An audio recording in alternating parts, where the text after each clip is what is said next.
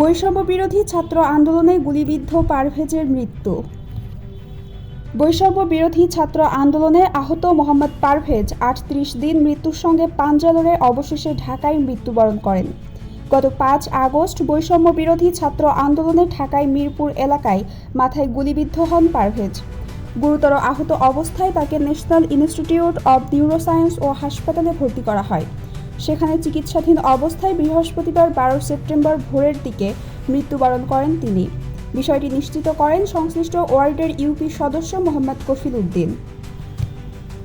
পারভেজ লক্ষ্মীপুর সদর উপজেলার চন্দ্রগঞ্জ ইউপির ধন্যপুর গ্রামের বিন্নত হাজিবাড়ির নবীউল্লাহর বড় ছেলে। তিনি ঢাকায় একটি থাই গ্লাসের দোকানে কাজ করতেন। বৈষম্য বিরোধী ছাত্র আন্দোলনে তিনি মিরপুর এলাকায় ছাত্রদের সঙ্গে আন্দোলনে অংশগ্রহণ করেন। স্থানীয় সূত্রে জানা গেছে, মানসিক ভারসাম্যহীন পারভেজের বাবা একমাত্র উপার্জনক্ষম সন্তানকে হারিয়ে দিশেহারা। সন্তানের মৃত্যুর খবর শোনার পর থেকে শুধু সবার দিকে নীরবে তাকিয়ে থাকেন। ৫ ভাই বোন সবাই একমাত্র পারভেজের উপার্জনের ওপর নির্ভরশীল ছিল। পারভেজের মা ফাতেমা বেগম বলেন, আমার কলিজার টুকরা মানিক আমাকে ছেড়ে চলে গেল।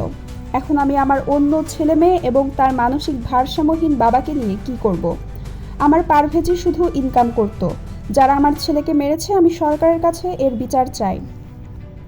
প্রসঙ্গত, গত জুলাইতে আরম্ভ হওয়া বৈষম্য বিরোধী ছাত্র আন্দোলনে পারভেজ শুরু থেকেই অংশগ্রহণ করে বলে পারিবারিক সূত্রে জানা যায়।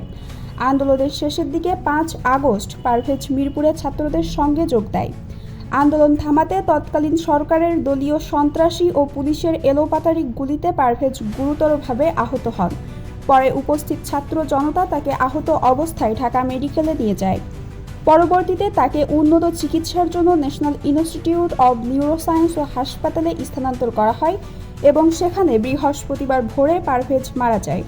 লাশের ময়নাতদন্ত শেষে তাদের গ্রামের বাড়ি লক্ষ্মীপুরের ধন্যপুর গ্রামের পারিবারিক কবরস্থানে তাকে দাফন করা হবে।